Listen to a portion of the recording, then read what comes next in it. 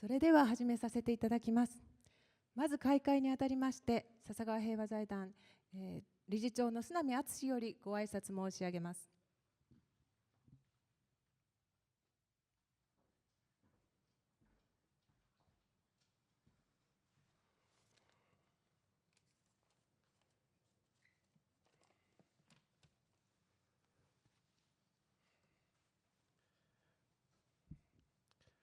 Honorable Secretary Hillary Rodham Clinton, Ms. Izumi Nakamitsu, UN Under-Secretary General and High Representative for Disarmament Affairs, Ambassador Melan Vervier, Executive Director of the Georgetown Institute for Women, Peace and Security, and also Advisory Committee member for the Sasakawa Peace Foundation, USA. Honorable guests, ladies and gentlemen, it is indeed a privilege to welcome you to this event today, featuring two outstanding speakers most suited to discuss the significance of gender equality. First, I'd like to express my deepest gratitude to Secretary Clinton for offering us this remarkable opportunity. We are truly honored to have you here with us at the Sasakawa Peace Foundation to directly hear your call for the advancement of women's leadership and gender equality. I would then like to thank Ms. Izumi Nakamitsu for participating in this event and sharing your invaluable experience leading UN organizations to bring about changes in the field of peace and humanitarian support. I would also like to thank Ambassador Verbier for guiding us at every step of the preparation for this extraordinary event, and the honorable international advisors and Secretariat of Premium Imperial for their generous support and cooperation.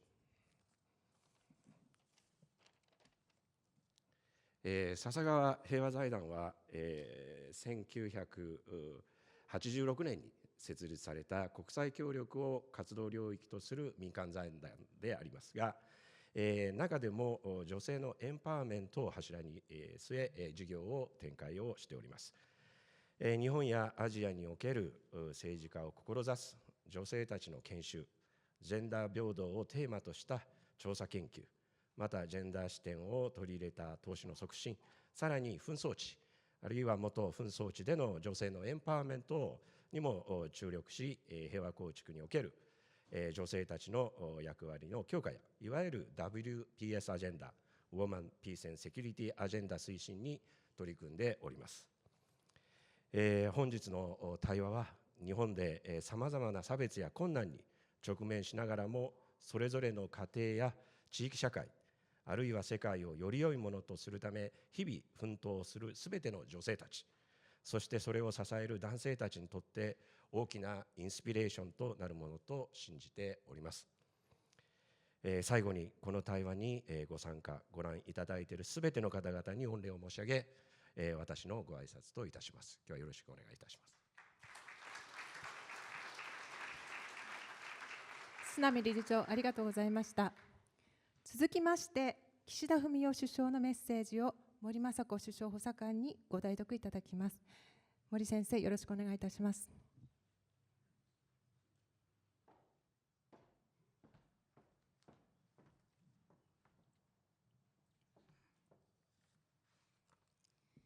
皆様おはようございます。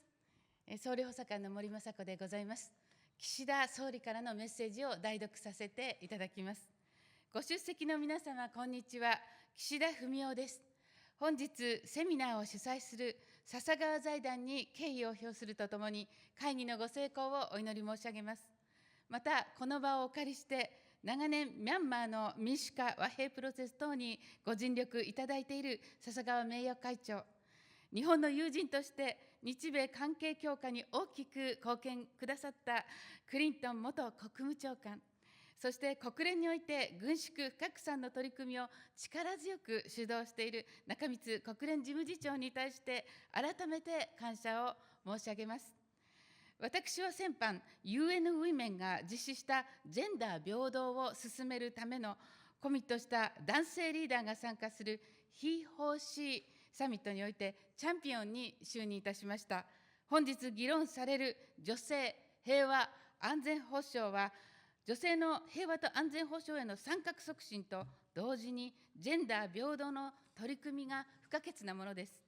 日本はそのような問題意識のもと、紛争延強国の女性のエンパワーメント支援や紛争下の性的暴力の問題に取り組んできました。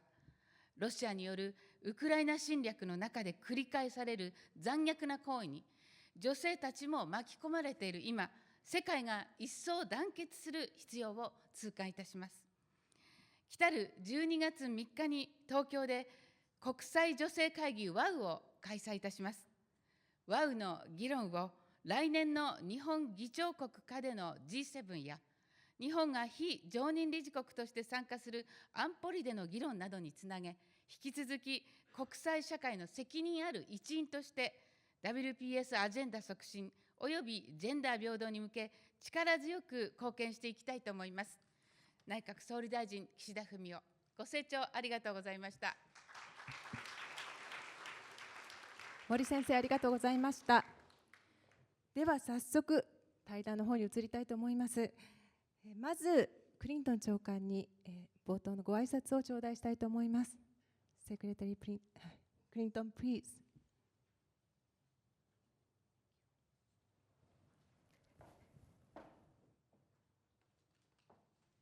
Good morning.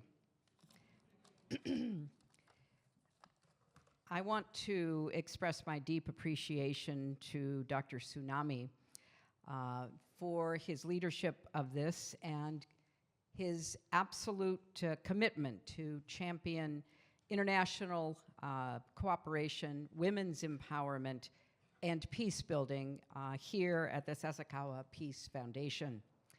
I am thrilled to be back in Japan, and I just had 2 wonderful days with the Premium Imperiale annual meeting to announce what are in effect the Nobel laureates for the arts, and it was a great honor for me to be part of that.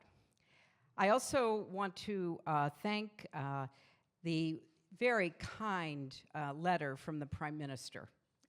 It was a real treat for me to see the Prime Minister last evening. He and I overlapped as foreign secretaries in one of his prior assignments. And so thank you so much, Councillor Mori, for those remarks.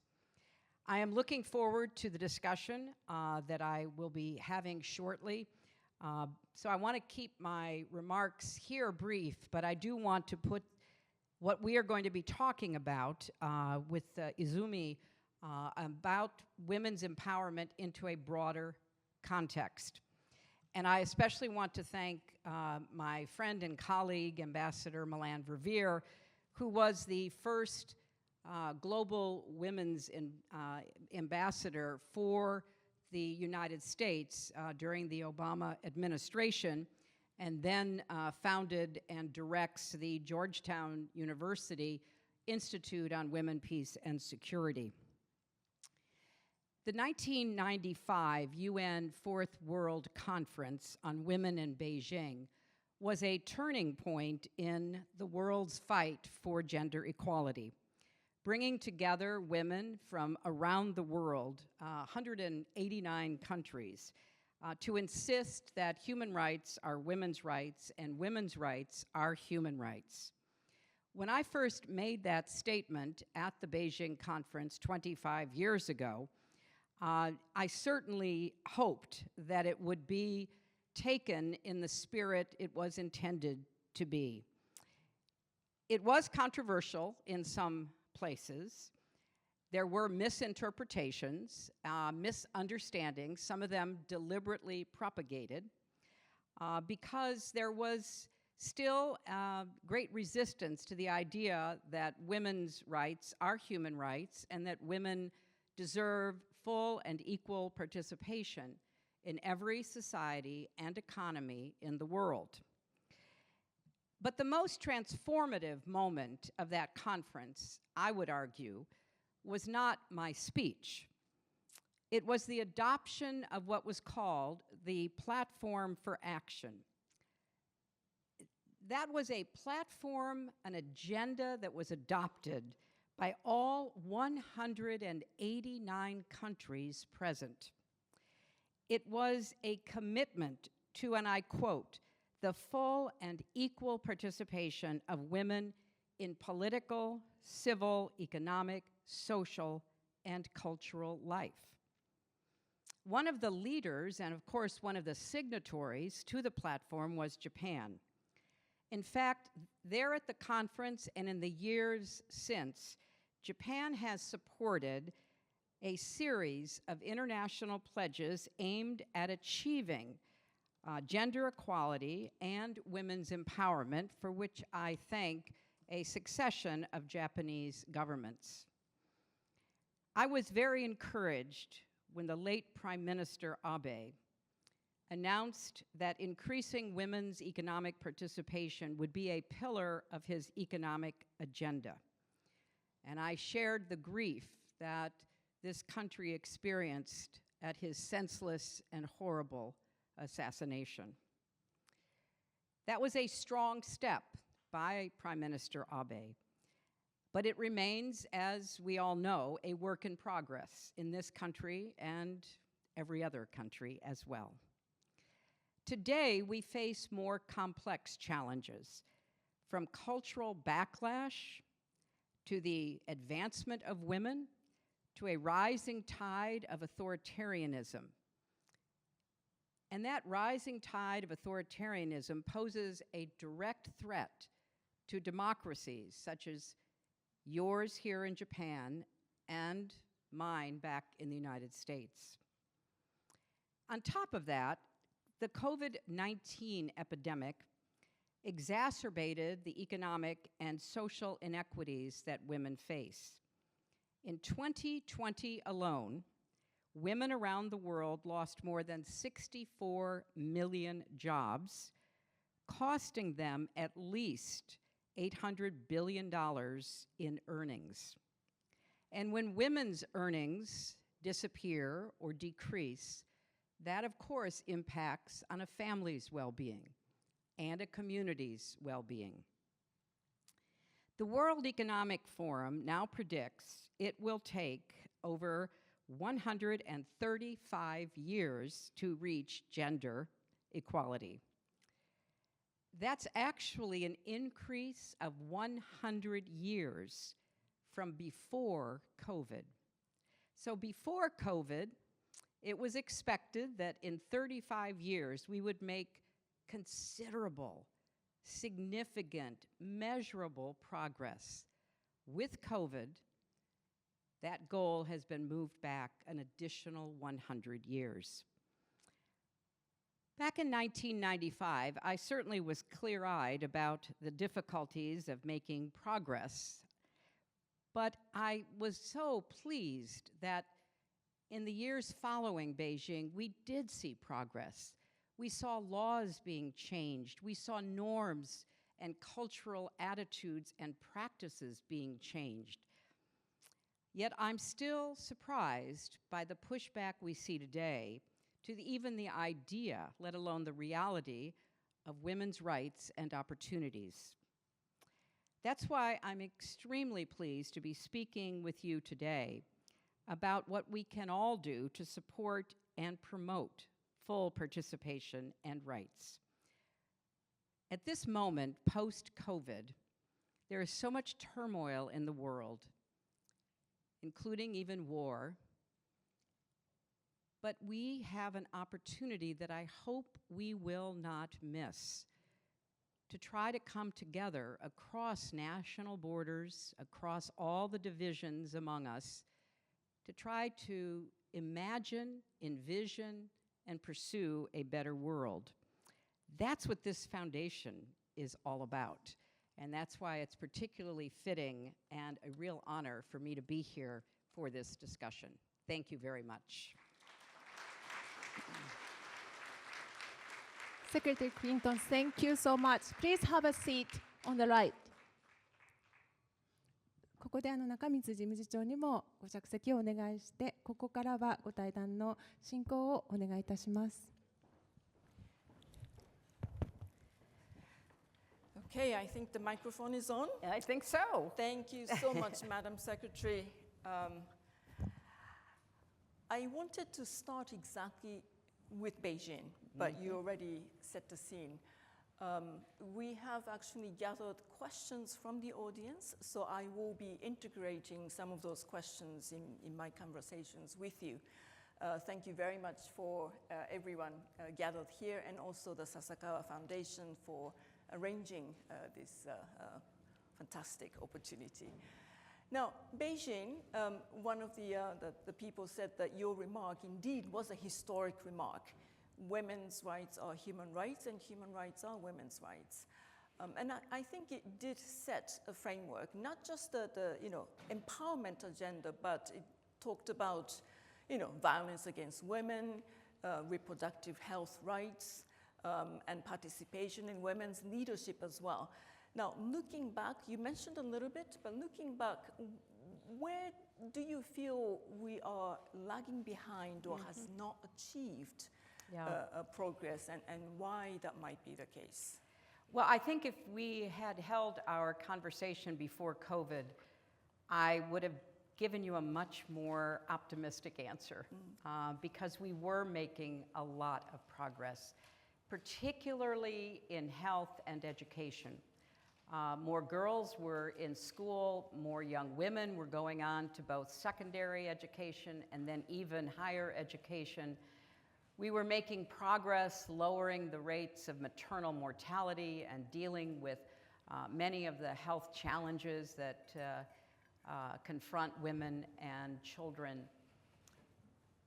We had not made as much progress in economic participation and advancement or in political and government roles and responsibility. So it was a mixed story. It was good on the, I think, measurements of health and education, still work to be done when it came to the economy, politics, and government. But we also saw a lot of laws changed. You mentioned domestic violence. You know, in 1995, domestic violence was viewed as cultural, not criminal. That it was considered perfectly appropriate for the male head of a household to inflict violence on the female members, including spouses and children. And when we started after 1995 to make the case, it was not cultural, it was criminal, and to change behaviors, we actually made a lot of progress with that. Fast forward to COVID, and what happened with COVID, given the massive disruption that it caused in family life, communities, economies across the board, we saw reported incidents of domestic violence going up. We saw the progress we had made in trying to stop child marriage reversed because families that were losing their livelihoods, their markets for agricultural or fishing or other ways that they supported themselves drying up or being limited, began once again to sell their daughters into marriage. And of course, most dramatically, we saw the loss of economic opportunity for women who often were the first to leave their jobs, who often had to because they had to homeschool their children, they had to take care of other family members. So as I said in my remarks, our progress suffered quite a bit because of COVID. I see. Now, let me just focus a little bit on women's role in peace and security, WPS. So 5 years after Beijing, the famous Security Council Resolution 1325, as a young officer in the United Nations, mainly looking at peace and security issues, those were really a period of real excitement. Now, the 1325 really talked about two essential sort of conceptual issues. One, women are disproportionately impacted, affected by conflict. But number two, also, if you empower women, then the peace will become more sustainable. So we need to invest in that efforts. right? Now, you, as a Secretary of State, you really invested in these efforts. Yes. Why? What do you think women's contribution could be in peace and security fields? Well, thank you for raising that Security Council resolution, which was a watershed moment in not just the UN's history, but really global history, because for the first time, the world came together and condemned the use of violence, the use of the tactics of war against women, and also called for women, who are the primary victims of modern war in many places in the world, to be invited to those tables where peace talks are happening, to be part of trying to secure lasting peace. We thought that was really important because warfare had changed over the preceding decades, and civilians, which meant primarily women and children, were often being targeted. We're seeing that in Ukraine right now. We are seeing the targeting of residential buildings, of power sources, of schools, of hospitals, including those terrible pictures of babies in intensive care and pregnant women being pulled out of the wreckage or pulled out of a building trying to be saved. So we know that warfare has changed. We also know that if women are not included in peacemaking, it's much less likely that the peace that is made on paper will be real in the lives of those who are affected. And the work that Ambassador Verveer does at Georgetown University, which is now being really embraced around the world, including right here in Japan, is to study many different circumstances and compare when women were involved, when things worked out, when peace was more secure, and when they were not. And sometimes even to end conflicts, as we have seen in the past. I mean, one of the most famous examples of that is the way women ended the Liberian Civil War. And if you've never seen the film, Pray the Devils Back to Hell, I recommend it to you because in that film, women said, we're not going to put up with this. We're being killed, we're being raped, we're being tortured, our sons, our husbands, our brothers are being killed. We cannot let this go on. And they literally encircled a building where peace talks were being held and would not let the men out until they reached an agreement. I think that's a pretty good model if we can replicate it. So I do think that both elements of Security Council Resolution 1325 are important. And now I see there are several countries that are adopting so-called feminist foreign policy. What do you think, women's participation and women's leadership could impact foreign policy, national security policy, defense policies? I mean, what can we do to improve those policy making? Well, you're in the United Nations, and you have had such a distinguished career. I want to compliment you here in front of your countrymen and women because you have been at so many of the important points in conflict history over the last 30 years. And I think nations that are paying more attention to what happens to women in war and conflict are doing a lot to try to bring public attention to the real costs of war. It can look kind of sanitized if you're watching it on television. And even if you see the after effects of the bombing of a building or even tragically bodies in a field, it may not have quite the impact that it should on decision makers who should always be seeking to try to end conflict.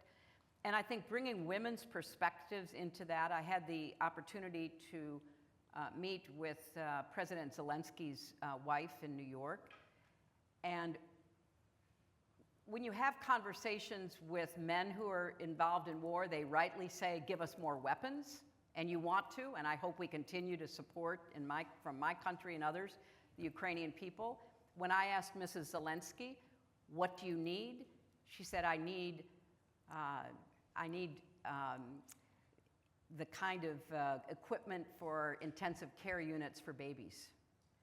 I need more equipment for pregnant women because the stress of war is causing all kinds of difficulties in their pregnancies and delivery. It's a different perspective. One is not better than the other, but we get a much clearer idea of the costs of war if we bring them together.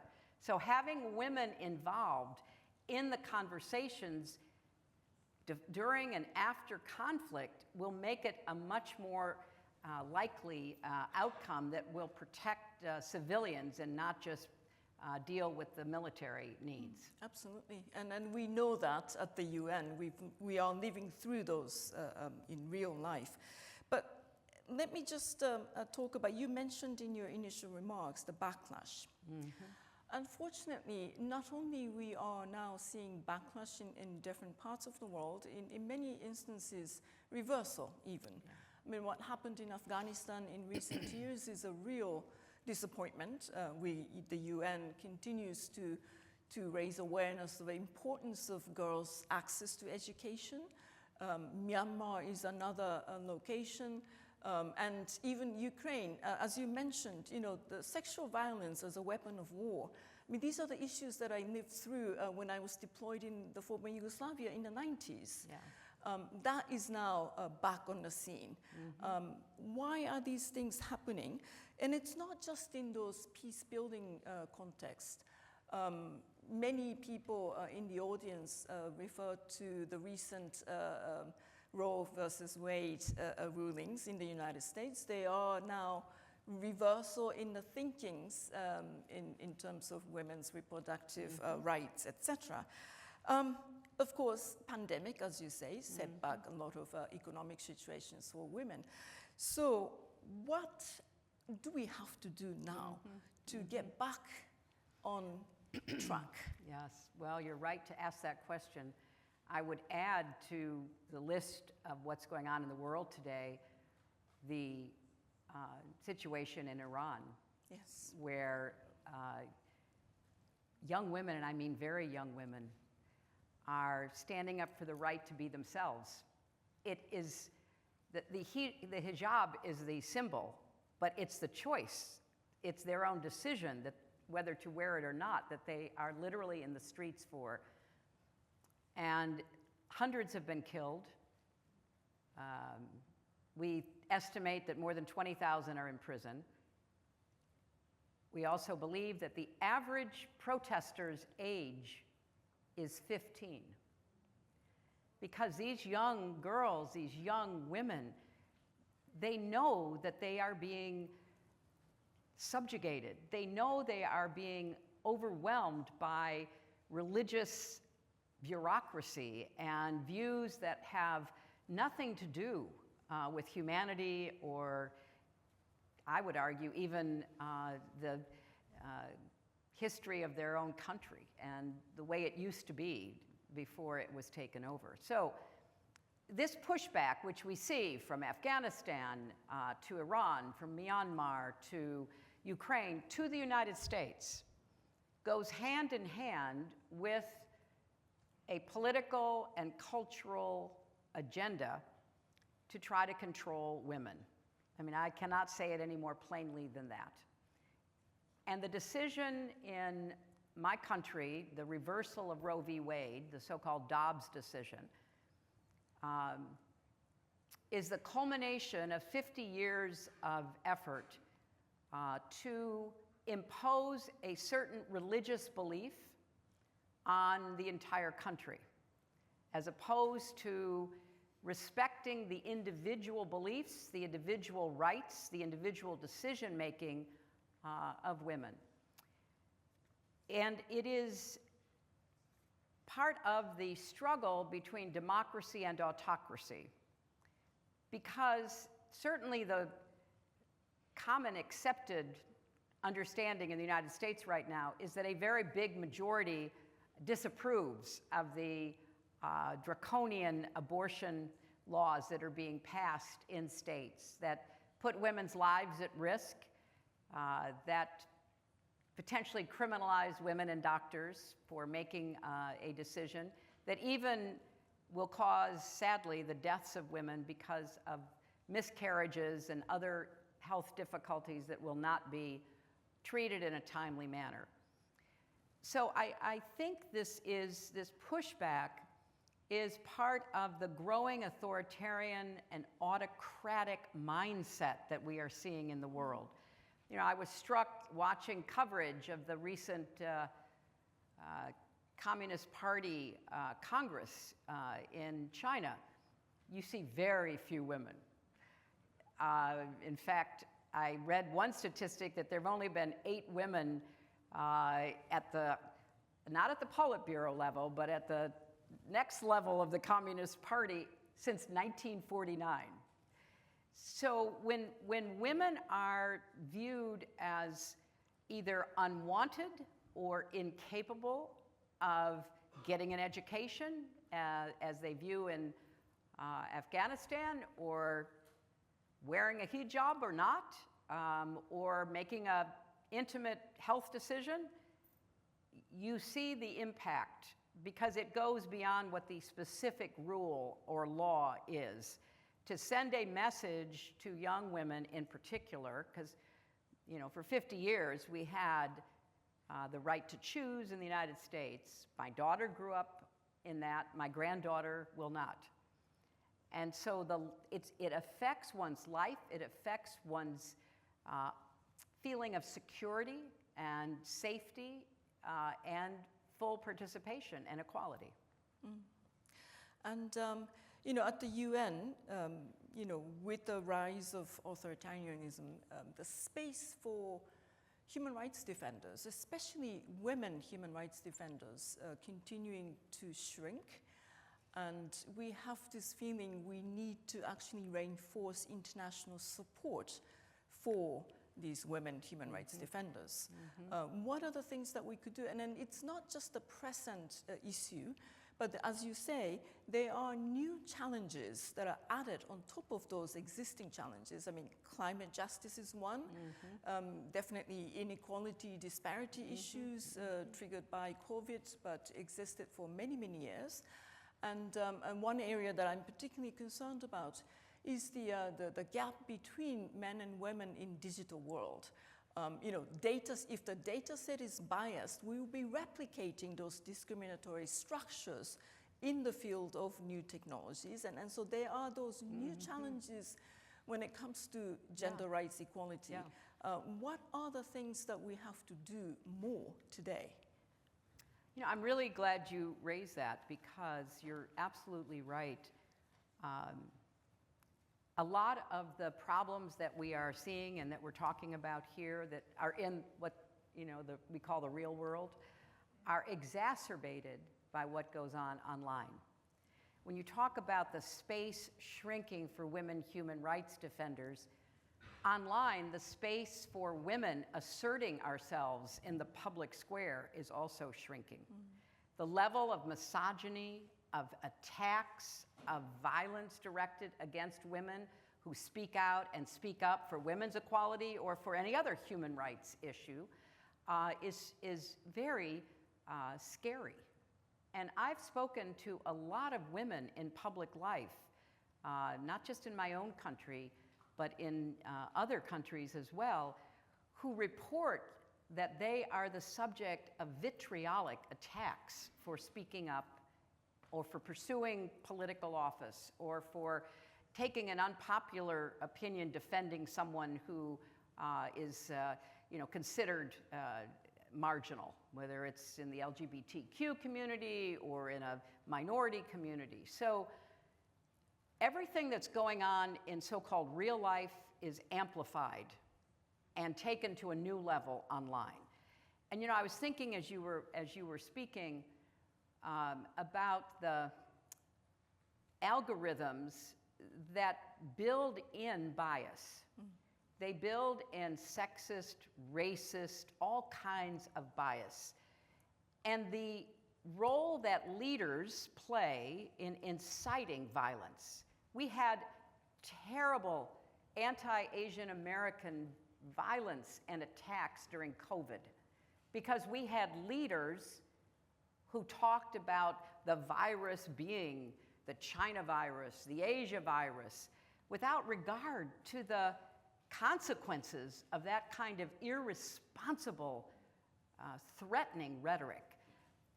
So if you have algorithms that are designed to addict you to negative information, to hate messages, to conspiracy theories, you begin to see how people believe all kinds of untrue, even crazy ideas about individuals, about groups, about events. We have tried to convince the technology companies to do much more, to monitor their sites, to get rid of violent rhetoric, and especially during COVID, to get rid of anti-vaxxers who were spreading falsehoods. They take a few baby steps, but they don't go all the way. And in the world of artificial intelligence that will be based on these algorithms with built-in bias, I am very worried about how that's going to impact most of the world that are not going to be part of the design of those algorithmic information portals. And that's very worrisome. Indeed. And do we need some new approaches, new energy, new vision for correcting some of those imbalances? I do. And I know that the UN has done some work on looking at technology. The European Union has passed some new legislation trying to look at privacy issues and other matters. I believe strongly that if we don't try to provide some kind of regulatory framework, it's nearly too late because it's so much bigger than any of us. It's bigger than any country. It is literally a law unto itself, the information that we are feeding not just adults, but most worrisome children. And if we don't take some steps in governments, individually and collectively, hopefully even globally, we are getting the worst of both worlds. And by that I mean, China is constructing the most effective surveillance state in the history of humanity. They will know when you turn the water on in your bathroom in the morning. They will know what you eat for lunch. They will keep track of everything you're doing. They will hold you accountable for not following appropriate norms and rules. So they are using technology to control. And then in democracies, we seem to have lost all control over technology, and it's basically doing whatever it wants and causing whatever chaos it does cause, and we just kind of shrug and say, well, that's free speech, nothing we can do about it. There has to be some middle ground that sensible people start trying to design and occupy between the surveillance and the total laissez-faire, hands-off, let them do whatever they want approach. So I would hope that the UN would play a convening and leadership role in trying to come to grips with that, and I would hope more nations would take a look at what the EU has done and figure out what to do that makes sense for their own countries. Now, let's talk a little bit about women in politics. One of the pillars of the WSPS, Women, Peace and Security Agenda, is women's political leadership. Now, I think that itself is an objective, it's a goal, but it is also a key enabler for achieving gender equality. Now, the Secretary General of the UN, Mr. Guterres, very often says, gender equality is a question of power. We need to shift towards more equitable distribution of power so that we can create foundation for more sustainable systems.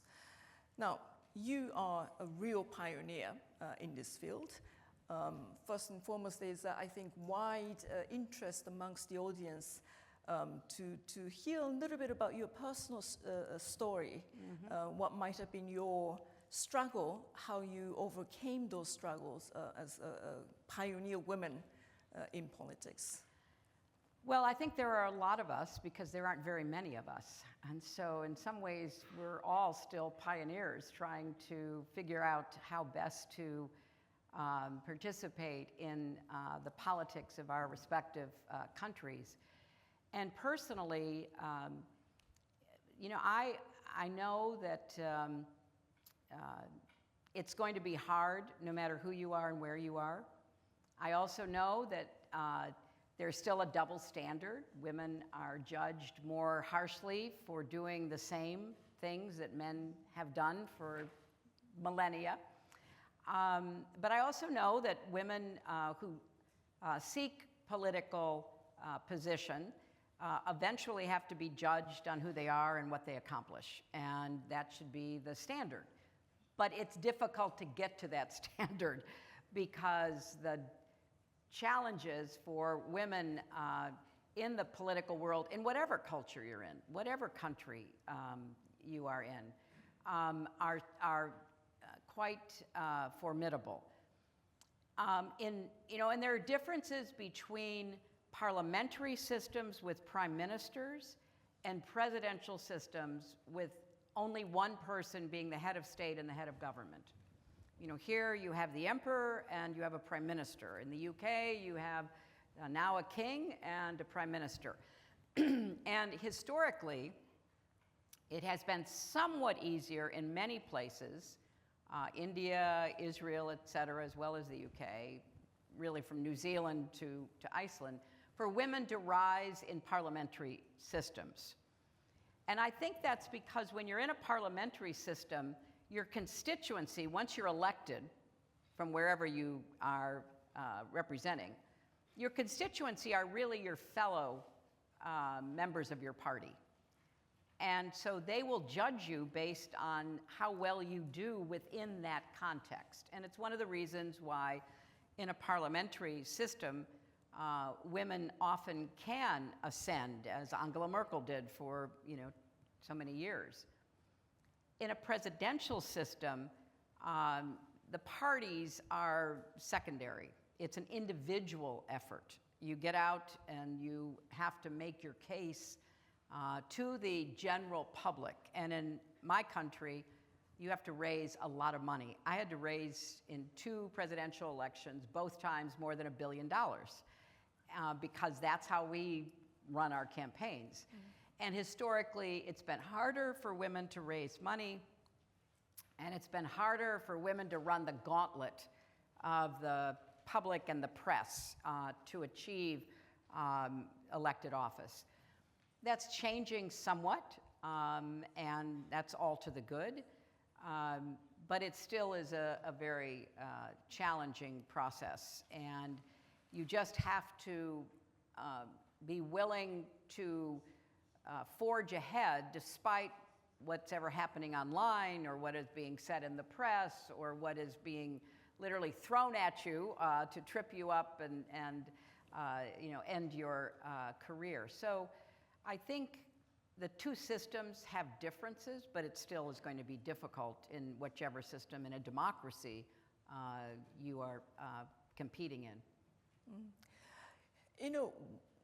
I often wonder what might be the best argument that we can make vis-a-vis men to open up the space so that we will have more possibilities to exercise our rightful, of course, political participation and leadership, and how that can actually benefit all. We're not talking about, at the UN, we always talk about gender equality and gender parity. We're now in the UN, we talk about parity.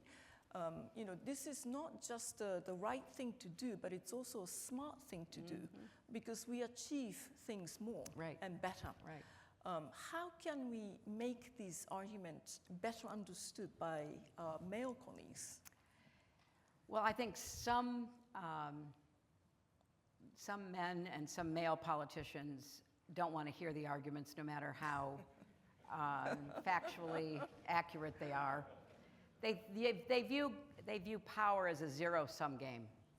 They hang on to power as they define power, and they view freedom, whether it's freedom in the economy or freedom in society, as a threat to their power. So you could make the argument, let's say to Afghanistan, keeping girls out of school means you are limiting the number of doctors you will have to save people's lives. You are limiting the number of scientists you will have to maybe make discoveries that could help the people of your country. You are limiting the diversity of opinion in the decision making. They could care less because they view women as illegitimate, and really leaving them out of education after primary school fits their definition of power as they have pervertedly defined it in religious terms. So the arguments are very self-evident, but they may not be heard. So the arguments truly are, you have half the population, and in that half are just myriads of talent and expertise and skills that will make life better. If you look at COVID, for example, it's generally argued that some of the best run countries during COVID were run by women. New Zealand, Taiwan, Iceland, places where women were making decisions that they literally would have made for their children, they were making for their country. And they weren't going off on tangents, they were looking at evidence and following it. But if you are an autocratic personality, if you believe that nobody can tell you anything, and we've had some leaders like that, then why would you want more voices telling you you're wrong? And especially from women, who you don't want to acknowledge have the right to be there in the first place. So I remember when I was Secretary of State, and I believe it was at an APEC meeting, the Asian Pacific Economic Conference, and we had put together one of the very first careful analyses about what would happen to the economy of every country if women were truly encouraged to pursue economic opportunity for themselves and their families, whether it was full-time work, part-time work. And that meant, of course, that there would be childcare and paid family leave so that women could choose to participate at whatever stage of their life that was best for them, to whatever extent was manageable. Every single country, if those conditions were put into effect, would see dramatic increases in their gross domestic product. Now some, like in the Middle East, would see increases of 40 to 50% because they would be engaging the other half of their population, and in cases where women did go and get an education but then were basically barred from the workplace, they would be taking advantage of those educated skills. But even in my country, the number was something like 9%. Because if you provided the support for women to go into the paid workforce, the economy would go up. And it was literally that study that prompted Prime Minister Abe to reach out to me and to people I was working with to ask for more information. Because social structures, family structures, norms, laws, they do shape behavior. And if you can make the case, and I believe you can, especially now after COVID, when we need to get a lot of people back into the workforce doing work that they were trained for, skilled for, et cetera, you would see increasing prosperity. And the pie would grow. I mean, that's the other part of this, is by limiting women, you are limiting, as I said, gross domestic product, but you are limiting economic growth. And you are limiting consumption through income that can stimulate more growth. So I honestly think, Izumi, that it's like this is so provable. Some people are willing to listen, like Prime Minister Abe was willing to listen. Some people don't want to hear it, no matter how true it is and how backed up by evidence it would be, and what a difference they would see. That's a perfect segue to going into Japan, my country. A lot of questions about how you would advise Japan. Now, just statistics, women in parliament, diet, about 10%, very low in this country. The famous World Economic Forum Gender Gap Index, I think the latest is 116th out of 146 countries surveyed. This is bottom of the East Asia and the Pacific region. So we're not doing well. And as you say, there are perfect arguments that you can make. I mean, when Christine Lagarde was head of IMF, she came to Japan a number of times and she said, if you want to grow, work on gender equality. Yeah. Very clear message. But the progress in this country as a woman, I also feel it's very slow. What would be your advice first, I mean, in a general sense, and then there'll be more questions. It would not be my place to advise, but I can observe. Based on the information that I gathered in watching what Prime Minister Abe was saying and trying to do, I think that, as you just reiterated the statistics, Japan is such a highly productive country and has demonstrated that repeatedly over so many years. But its productivity and its economic growth could be even greater if there were a plan to try to begin to integrate more women into the workforce. And I think Japan has all the tools that are needed to do that, to try to bring together representative voices to come up with an approach.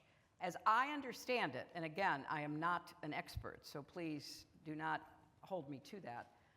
As I understand it, there are both cultural signals about whether women belong in the workforce or not, and there are real obstacles with respect to childcare and elder care and structuring how to manage having women in the workplace. So those are two different approaches, and I think looking at them and saying, okay, well, so what are the cultural signals that we could try to respond to? Because young women are not going to put up with them.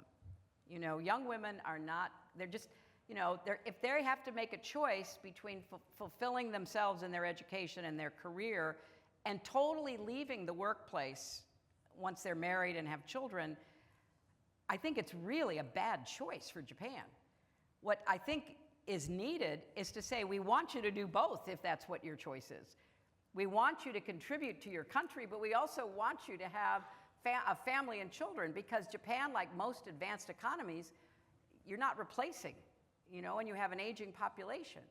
So this is a problem that with sensible, thoughtful consideration, I think could begin to be addressed both on the cultural level and kind of on the social economic obstacle level. I think Japan could do itself a great service, but also serve as an example, a model for other countries as well. So I hope that, look, I understand the politics. Everywhere has politics, and every place has difficult decisions to make, but you have one of the most highly educated populations, men and women, and you're making it very difficult for women, once they get married, to continue in the workforce. And I think that's a loss for Japan, not just a loss for individual women and their families. So I think it would be great, maybe the foundation, as part of the mission of gender equity, could have like a convening of representatives from different parts of society and the economy to think through how you could, in a very deliberate way, address this. And I know that's part of what Prime Minister Abe was trying to get at in the work that he was trying to do. But politics always intervenes. So if you can bring people together so there's a national mission, then the individual politicians can feel like it's safe for them to go along with it. And I think that could make a big difference. There was also quite a lot of interest about how we balance between different roles that women have, being a professional person, being a wife, and being a mother. Did you ever have to struggle with that? Oh, absolutely. And I know you must have. You have 2 daughters. Yes. And I have 1 daughter. And now my daughter has 3 children. So it's a constant balancing act. And it requires, good management skills, but it also requires supportive environments. I mean, if you don't have quality childcare that you trust, so that whether you're working full-time or part-time, you can feel good about leaving your child there, then it's very hard to go to work. You're not going to. Your child comes first. Everybody, of any common sense or heart knows that. But that shouldn't have to be the choice if you can have a system that supports individual women being able to work full-time or part-time. A lot of the European nations, particularly, we always think of the Scandinavians, they have so many women leaders and have had now for quite some time. There are a lot of part-time positions, and women are particularly interested in those when children are small. And then kind of moving into the workforce is more flexible. It's not, if you don't start full-time, you can't ever be full-time. It's no, we want your talent, maybe job sharing, and now with remote work, there's so many more options as to how women can be integrated into this new economy. And I think it would be exciting to see Japan embrace that challenge. But is there guilt? Of course there's guilt. It's kind of, I think it's sex linked. You're the one who hears the baby crying at night. Your husband goes, what? I don't hear anything. It's just how it is. And it's foolish to pretend that it's not that way. So you do have moments of questioning and worry about your children. But then, you look at your daughters, you look at my daughter, and I think they turned out pretty well, all things considered. Yes. And so you can manage it, but you need support to help you manage that. Yeah. And being a mother of 2 daughters definitely give me additional motivation to work on this issue.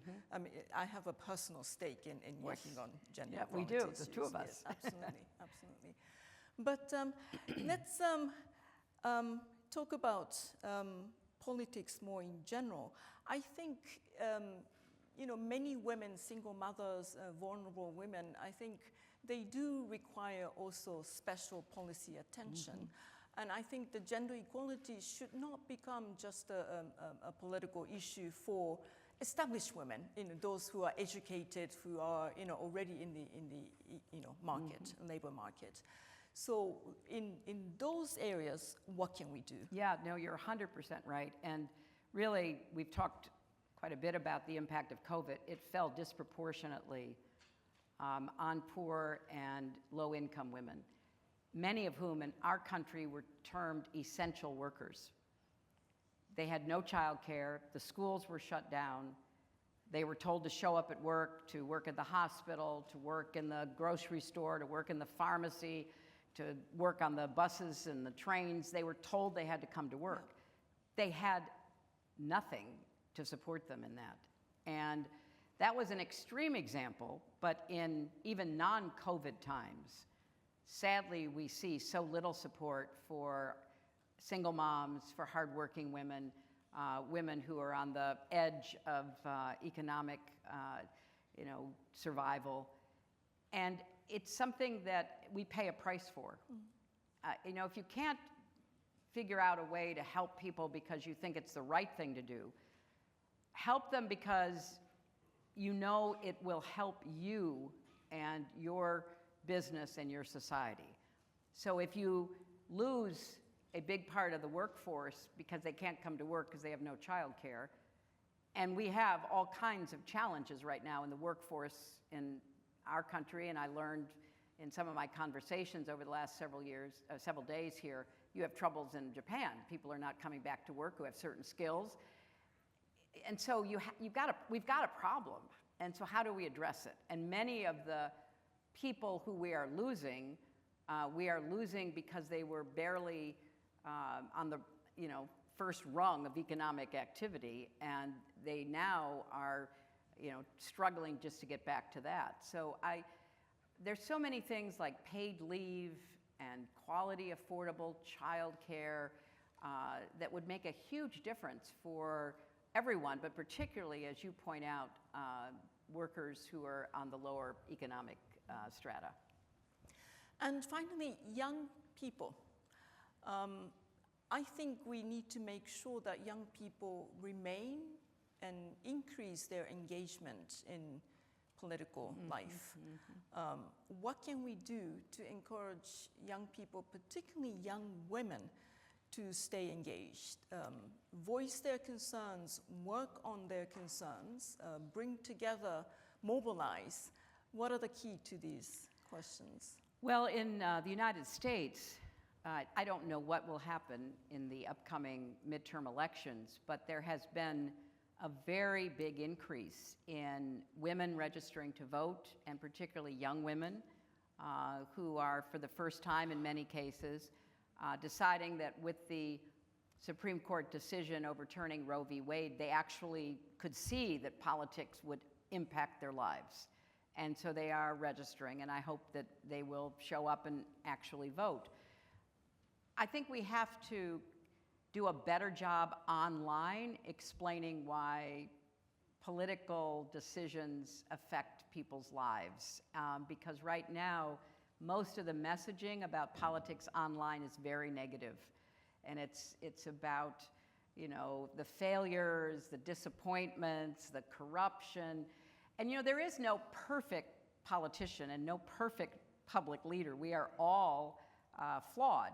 But most of the people in democracies that I have worked with over time have been trying to get things done, trying to make, progress and make an impact. But that's not how they're covered in the press, and it's certainly not how they're covered online.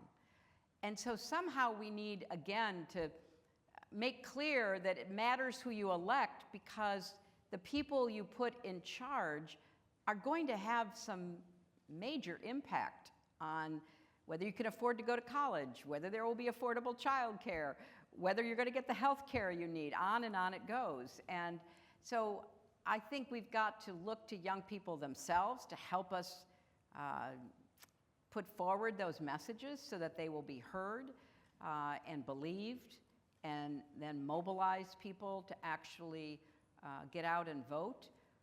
We say this every time in our country, that elections are about the future, so young people have more at stake than older people. And yet young people, I don't know what the numbers are in Japan, but I know in the United States, even with all of the efforts that have been made, the percentage of young people voting is still much lower than older people. And yet the decisions are going to impact them and their families and their futures over many, many years. So I think if we turn to young people and ask them to help make the case and use social media more effectively to link people who are understanding the importance of politics, maybe we could mobilize more to actually participate. And absolutely. And even run for office themselves someday. Yes. I do agree. I think it's one of the critical issues. If we want to change something, we need to engage and we need to mobilize and we need to be interested in politics. I mean, the voter turnout in this country is also quite low, which is one of the challenges that we have in our democracy. But speaking of democracy, in the United States, there was a question from the audience. When do you think there will be a female president in the United States? Well, I hope while I'm still around to vote for her, if I agree with her. I don't know. I think I was pleased that in the last presidential election, more women ran. And although none of them advanced, they at least got out there, because it takes constant repetition for people to get used to the idea of a woman president. When you think about women who have been the head of their governments, again, in parliaments, they've broken all kinds of glass ceilings in order to get there, and some have stayed for a long time and some not so successfully, but they have figured out how to make the case for themselves and their leadership. We haven't yet done that in our country, and we're obviously not the only one around the world. So I don't know, but I'm hoping that we'll see that sooner instead of later. And I have to ask you, because there were so many questions from the audience, so you're going to run, do you think, No. In 2024? No. Okay. No. But I know that you will remain an inspiration for many women, not just women, but also men as well. What you said in 2016, never stop believing that fighting for what's right is worth it. I think this word that you said is even more important today when there are so many challenges today, but also into the future. And I really respect you for what you're doing, everything that you're doing, your work with the Onward Together, this organization that you set up. I hope that you will continue to inspire and work with us, guide us, and we will always look up to you. Thank you so very much for this conversation. Thank you. It's been wonderful. Thank you so much. Thank you.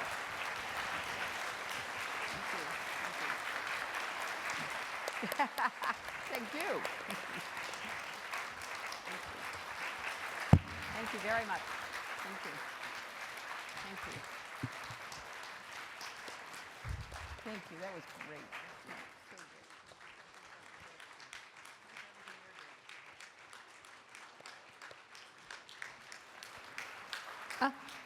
どうぞご着席のまま、Please seated.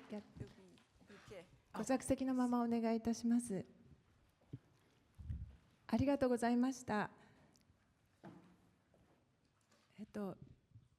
笹川平和財団へのご提案もクリントン長官の方からいただきまして、ぜひ実現できたらと思います。クリントン長官はお若い頃、マーチン・ルーサー・キング牧師の講演を聞いて、社会正義への情熱に目覚めたと書かれていらっしゃいます。今日のお二人のお話、いろんな方々がご覧になっていて、特に若い女性の方々、たくさん勇気をもらっていると思います。ぜひそうした方々、そしてジェンダー平等の本当の価値を分かっていらっしゃる男性たちの中から、お二人の築いて切り開いてこられた道に続く方々が続々と現れて、日本社会も変えて、そして世界の平和も築いていく、そういう大きな力になっていってほしいと思っております。ありがとうございました。ここで、花束贈呈に移りたいと思います。本日、日本財団ボランティアセンターの事業で、ウクライナ避難民支援のためにポーランドに行って、帰国された学生さんたちが参加してくださっています。その方々の中からお二人、早稲田大学の伊藤由紀さんと、東京大学の武藤昭弘さんに花束贈呈をお願いいたします。よろしくお願いいたします。